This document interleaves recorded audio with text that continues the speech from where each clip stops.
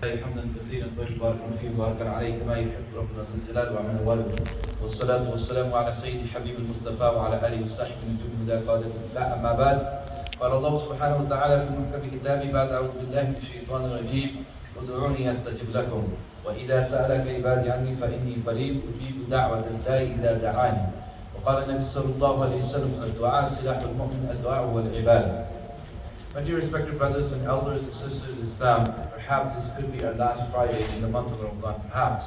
Not sure yet. We don't do calculations, so we don't know yet. So, taking an opportunity, given that in the last few days in the month of Ramadan, and bara'atun min an-nar normally happens, Allah subhanahu wa ta'ala frees slaves from the fire of Jahannam more frequently in the last 10 days.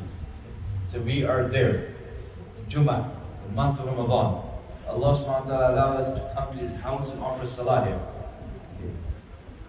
Allah subhanahu wa ta'ala mentions very clearly in the sublime Quran, وَإِذَا سَأَلَكَ عِبَادِي عَنِّي فَإِنِّي قَرِيبٌ. O Prophet, when my slaves ask you about me, tell them I'm very close to them. And then Allah subhanahu wa ta'ala, in this ayah as well, but in another ayah, Allah subhanahu wa ta'ala says, "Ud'uni astajib lakum." You make dua, you call on to me, astajib lakum. I will reply. It's going to happen. Without shadow of a doubt. Allah is going to answer the call. Allah is Rahman, Rahim, Ghafur, Shakur. Attributes of Allah. They overpowers Allah's wrath, Allah's ghadab. Rahmah of Allah overpowers Allah's ghadab. Anger of Allah, it overpowers it. So this month of Ramadan is a beautiful opportunity for us to make dua for each and everything we have a desire for in this life and hereafter. When I say three things happen when you make dua. How many things happen? Three. Either it gets accepted right away. Either it gets accepted right away. Either it gets postponed, it gets accepted in the future. Okay? Third thing is actually, I love the third one. Allah subhanahu wa ta'ala doesn't accept it in this world. I'm like, well, how do you love something that doesn't get accepted? Allah will reward you for something better for it in place of it in hereafter. In fact, I say that in the day, in hereafter, when the person sees the reward that this person got for the dua he made, then he would wish that none of my du'as in this dunya were ever accepted. But Allah subhanahu wa ta'ala knows that some of the du'as that we need acceptance of it right away, and some Allah subhanahu wa ta'ala postpones it. And that's through sheer mercy of Allah. Sheer mercy of Allah that He does that. Otherwise, I look at my aman, not you guys, I look at my aman, I look at my practices, and I look at my life and the sins that I have, I'm not worthy that Allah accepts my dua. I'm not worthy of my dua being accepted. But Allah accepts it, accepts your du'as through His rahmah. So nothing in the world ever should stop you from making dua. Nothing in the world should become a deterrent between you and Allah. Nothing in the world should stop you. If your nafs tells you, the shaitan tells you, why do you make dua? Or your dua is not going to get accepted, you have broken your promises, you have committed this sin and that sin, and you have this vice and that vice, you're a wretched person. No. That's not the conversation you want to have between you and your nafs. That's not a conversation that whispers the shaitan that you want to listen to. You want to stay away from that, because Allah is waiting for you to turn to Him. Allah says, وَإِذَا سَأَلَكَ عِبَادِي عَنِّي فَإِنِّي قَرِيبٌ. O Prophet, if they ask you about me, tell them I'm very close to them. نَحْنُ أَقْرَبُ. Allah subhanahu wa ta'ala says I'm close to them. Then what? مِنْ حَبْلِ الْوَرِيدِ. Then a jugular vein. Allah is ready to listen to us. All we have to do is turn to Allah. And this month of Ramadan gives us that opportunity to turn to Allah. Allah is always happy when we turn to Allah. Allah does not reject us when we turn to Allah. It goes against the rahmah of Allah. It goes against the principle of Allah. It goes against the mercy of Allah. In fact, one of the hadiths, Prophet ﷺ mentioned with regarding to this concept here, turning to Allah, repenting to Allah. And dua, right? People want to make dua that their sins stop them. So I want to tell you this, and for myself as well. Prophet ﷺ says, in a barren land where famine has struck and there is no signs of water, this man travels, right, with his provisions, his water and his food, and then all of a sudden he loses his camel. The animal that he's with, all of a sudden he loses it. Now he goes looking for it everywhere to the point that this person feels that I'm going to perish, I'm going to die. Because I lost my food, I lost my provision, and I have no water, there's nothing here in this barren land.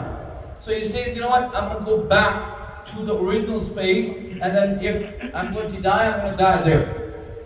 So he goes back to the original spot where he stopped to take some rest, where he lost the animal. And then so having a slumber overtakes him, sleep overtakes him. And then when he wakes up from his sleep, he finds all of his provisions are there. His water is there, his food is there. Prophet ﷺ said, the happiness and rejoice that person gets from seeing the provisions and seeing the water in front of him, Allah gets more happy with the slave who repents to Allah than the person who found his provision to the extent that he was about to die and he got some water. Allah gets more happy than that person. So Allah wants to accept what we have to ask for. Allah wants to. In fact, when a hadith Nabi sallallahu alayhi wa sallam said, Salasatun la turaddu, 3 types of people whose dua is never returned. 3 types of people whose dua is person who makes dua while he's fasting. Person who makes dua while he is fasting. The hadith gives a further explanation. Imam al-Adil as well, right? And the Da'watul Mazlum, the person who's oppressed, these 2 other people. And then what happens to this dua? The hadith mentions that this dua, Allah subhanahu wa ta'ala removes the clouds. Allah subhanahu wa ta'ala removes the clouds for the dua to go up. Allah subhanahu wa ta'ala is trying to give us a visual representation of what happens to the dua when you make. Allah subhanahu wa ta'ala removes the clouds, removes that veil, and it goes to فَتَّحُ لَهُ أَبْوَابِ السَّمَاءِ. Hadith mentioned all the doors of heaven, not just تُفَتَّحُ لَهُ بَابُ السَّمَاءِ. Not just one door, أَبْوَابُ السَّمَاءِ. All the doors of heavens are open for that dua. And when that dua reaches the arsh of Allah, Allah subhanahu wa ta'ala says, وَبِعِزَّتِي, I take an oath by my honor, my dignity, لَأَنْصُرَنَّكِ, I will help you, O dua. Meaning I will help that person for sure. لَأَنْصُرَنَّكِ, verily indeed, surely I will help you. Allah will reply to us. Allah will answer. All we have to do is turn to Allah. Allah is always there for us. We just have to turn to Allah. It doesn't matter. وَلَمَّا قَسَى قَلْبِي وَضَاقَتْ مَذَاهِبِي جَعَلْتُ رَجَائِي نَحْوَ عَفْوِكَ سُلَّمًا فَأَعْظَمَنِي ذَنْبِي فَلَمَّا قَرَنْتُ بِعَفْوِكَ فَكَانَ عَفْوُكَ أَعْظَمَ يَا رَبِّ. Yes, Allah's mercy is greater. Allah subhanahu wa ta'ala says, Ya ibn Adam, if your sins, O children of Adam, if your sins reach the heavens, you fill the entire earth with your sins. And if your sins are equivalent to the foam of ocean, or even greater, if your sins are equivalent to the drop of rain that are coming down, even greater, Allah subhanahu wa ta'ala says, when you turn to me, غَفَرْتُ لَكَ وَلَا أُبَالِي, I will forgive you and won't even care about it.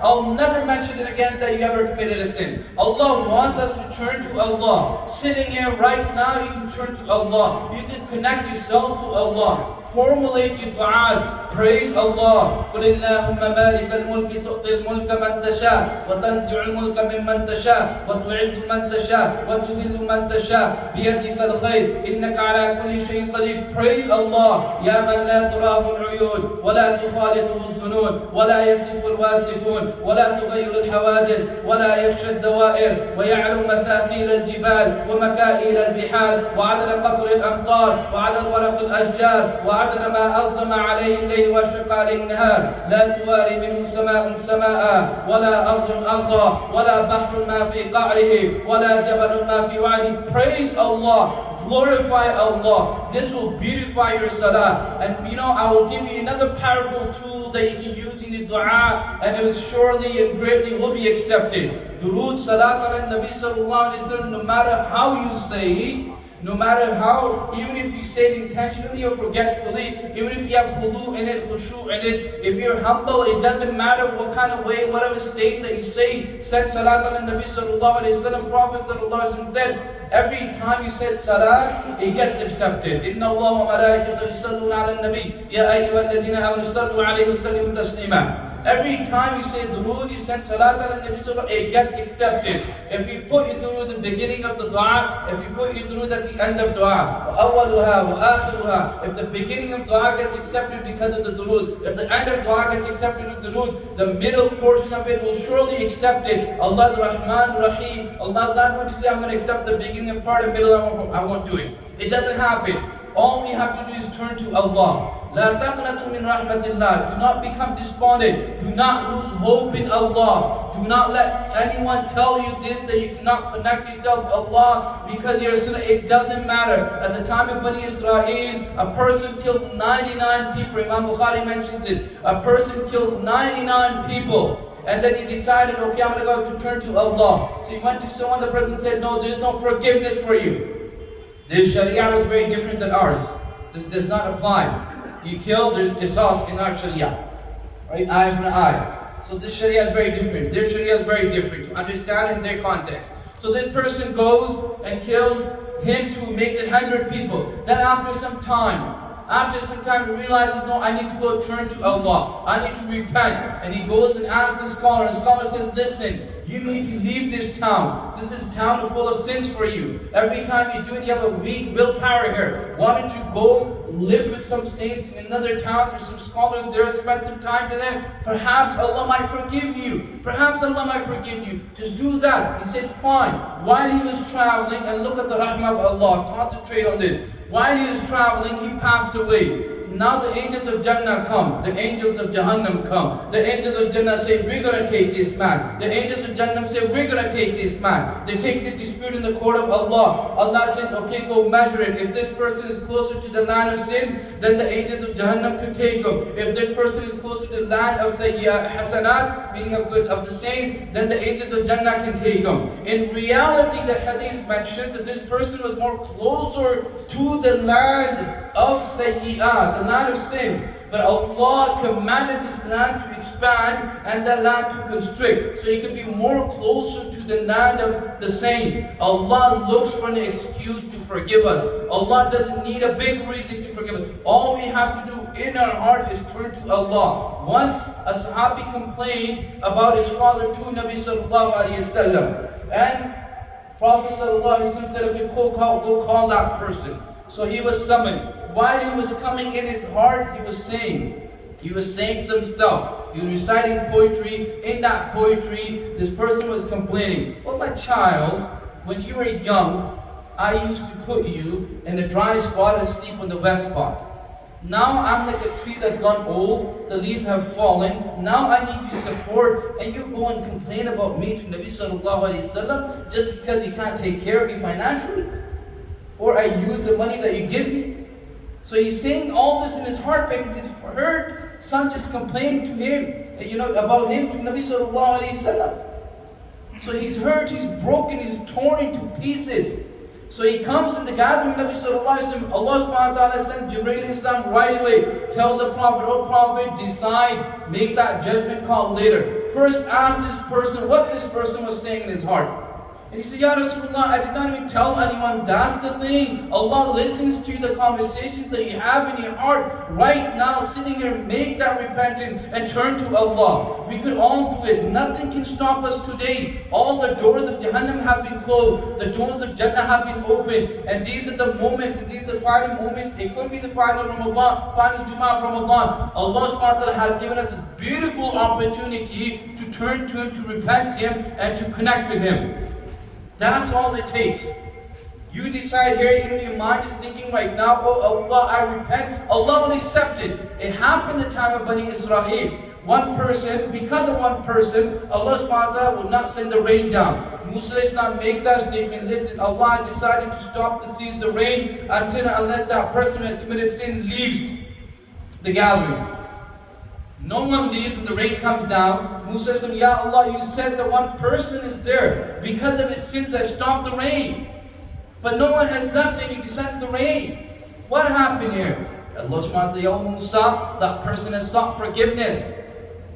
So Musa becomes inquisitive. He said, Ya Allah, tell me who that person is. I want to meet that person. Allah says, Oh Musa, when this person was sinning, I never disclosed him. What makes you think when he has repented that I will reveal his name? Allah's mercy is beyond our imagination. What do we say every time we recite Quran? What is the first phrase we say? Bismillahir Rahmanir Rahim. It could have been any other attributes of Allah. It could have been any other thing but these two names. But these are the two names. Not only that, it doesn't stop at that. What do we say? Alhamdulillahi Rabbil Alameen Ar-Rahmanir Rahim. Ar-Rahmanir Rahim. Perpetual mercy. Not temporarily, not for the time being. Perpetual mercy is descending upon us right now. All we have to do is turn to Allah. May Allah subhanahu wa ta'ala allow us to repent to Him in a way that is accepted in the court of Allah subhanahu wa ta'ala. Do not forget me and my family. My father right now is going through a little surgical procedure. They're instilling, putting in a pacemaker for him. May God, Allah subhanahu wa ta'ala, cures him without the pacemaker.